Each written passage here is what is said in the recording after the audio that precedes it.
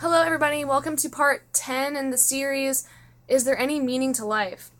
In the last video, we talked about Jesus and whether or not he is God or is a crazy person or just a great moral teacher or what was he, and the whole business about him claiming to forgive sins. So, on with today's topic. Now, when Jesus came as God and forgave people of their sins, he acted as if somehow he was the chief party concerned, the one really offended by these deviations in the correct standard of behavior. Now, this only makes sense if he really was the God who created the moral law and whose love was wounded in every breach of moral code.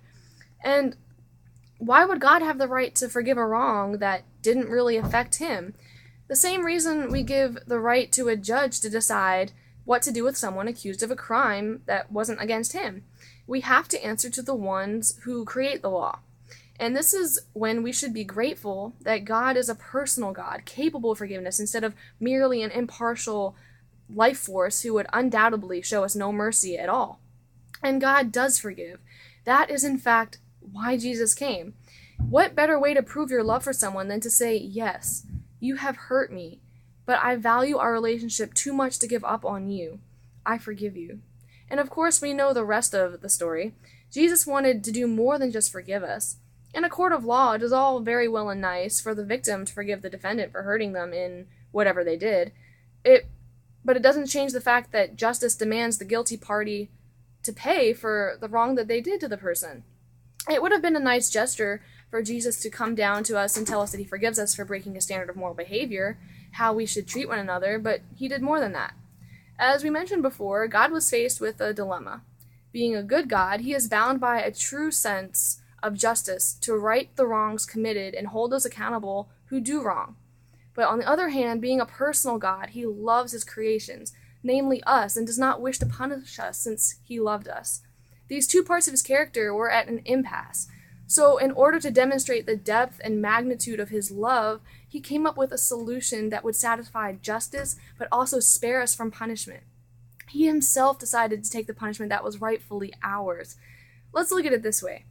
Let's pretend a man is on trial because he stole $1 million from a woman.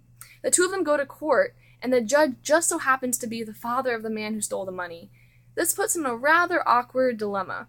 On one hand, it is his duty and his job to maintain social stability and execute justice. But on the other hand, he loves his son and does not want to see him punished. If he lets him off the hook, it cannot really be said of him that he's a just judge, and the woman would be totally right in saying that that isn't fair, that if he lets one person off the hook, then it's only fair for him to let everyone off the hook. Then what need is there for a judge or even a law? No, the judge knows that he cannot let his son off the hook. A wrong has been committed and must be righted. Now, the son may be truly sorry for what he did and even apologize to the woman and to his father for disappointing him and letting him down. But that in itself does not solve the problem. The son has no way of repaying the woman the money. So what does the judge do? The judge steps down and takes his son's place, himself paying the cost. The judge knew that this was the only way to execute justice and mercy all at the same time.